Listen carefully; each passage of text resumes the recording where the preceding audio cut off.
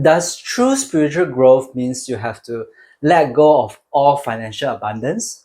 For many people, the answer may feel like a yes, but this is one of the most common and harmful misunderstanding after an awakening.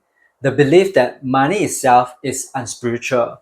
We are taught to choose between money and our soul, but what if this choice is a trap? What if rejecting money isn't spiritual at all, but it's actually one of the most sophisticated tricks that our ego used to get us hooked? Today we're going to dismantle this ego trap and explore how we can reconcile between money and spirituality. So what is this ego trap and how does it work? First of all, who is the one that judges? Worthy or unworthy? Successful or unsuccessful? Spiritual or unspiritual? Is the ego right? It's not your spirit. You see, the spirit doesn't judge. It doesn't say, oh, you have money, you are unspiritual. If you make money doing something spiritual, then you are a sellout. The ego is the one that judges, is the one that causes the separation between people. Before spiritual awakening, it uses money as a means to judge whether someone is worthy and successful or not. After spiritual awakening, it uses money as a means to judge whether someone is spiritual or not. Do you see the pattern here? The game is the same. The only difference is that the judgment has changed. It's all the ego's doing. When we judge money or someone as unspiritual, what's really happening here is that we are just switching from one ego to another.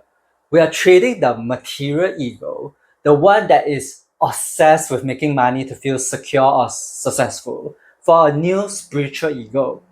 This spiritual ego makes us feel superior by thinking money is unimportant or unspiritual.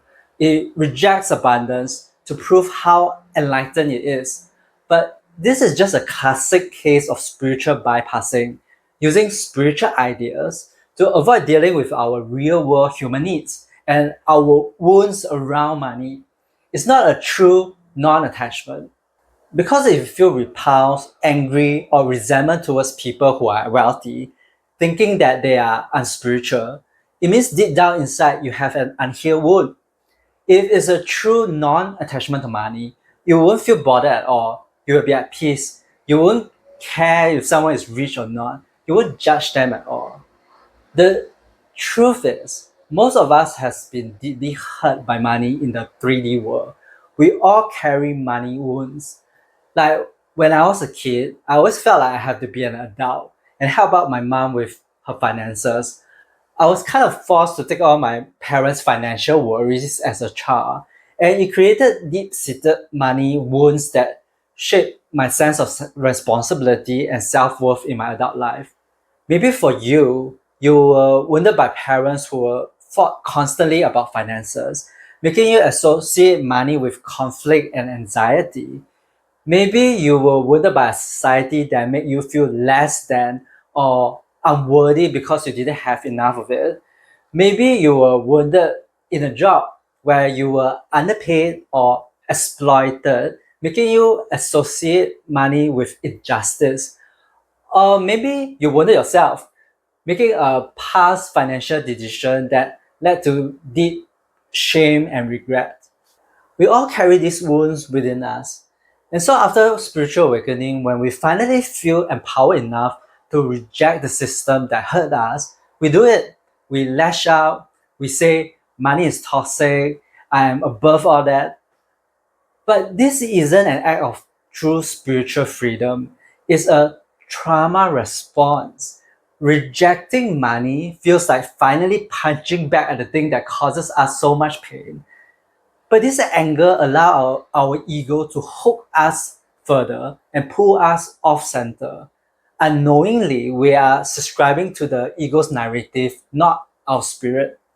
True spiritual growth isn't about fighting or rejecting what hurts you.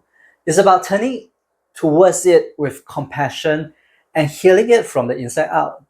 The enlightened path isn't to declare money as unspiritual. The truth path is to finally heal your relationship with money itself.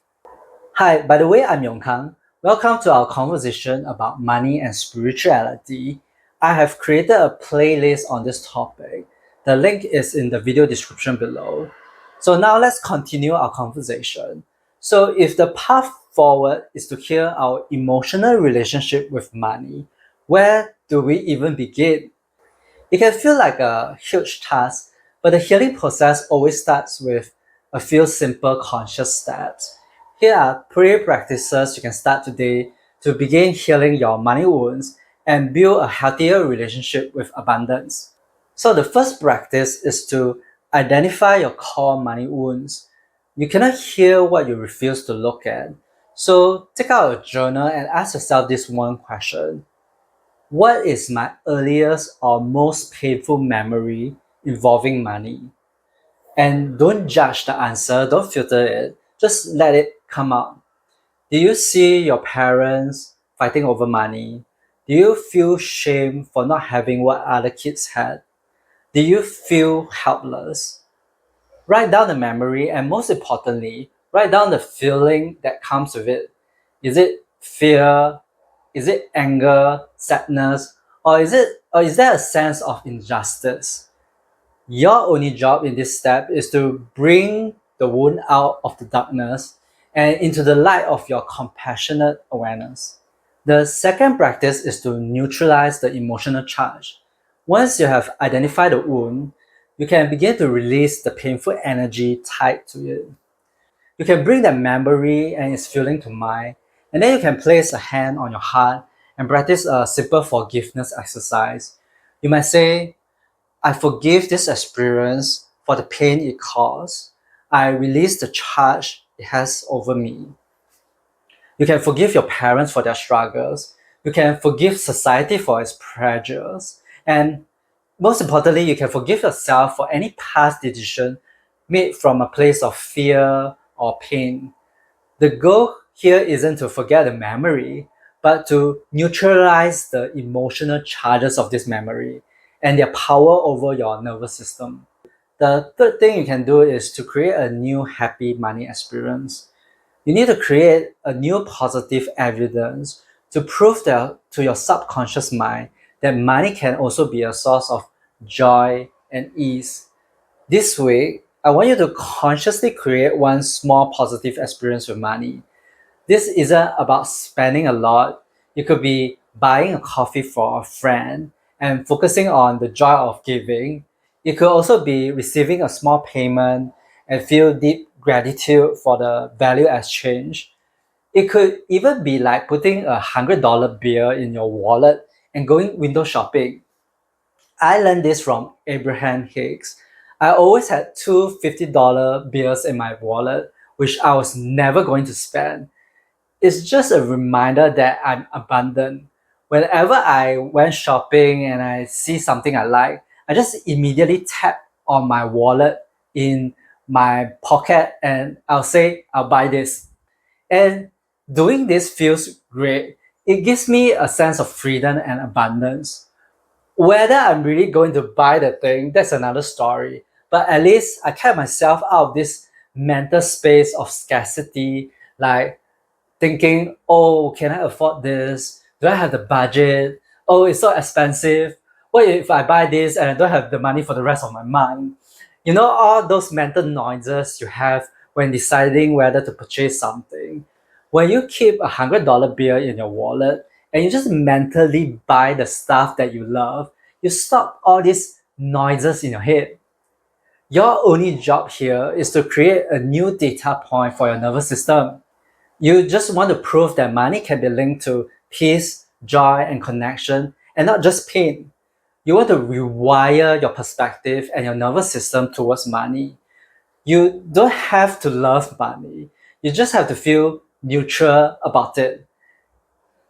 It's all about finding peace in your relationship with this energy so you can finally be free from it. It's about coming back into your wholeness.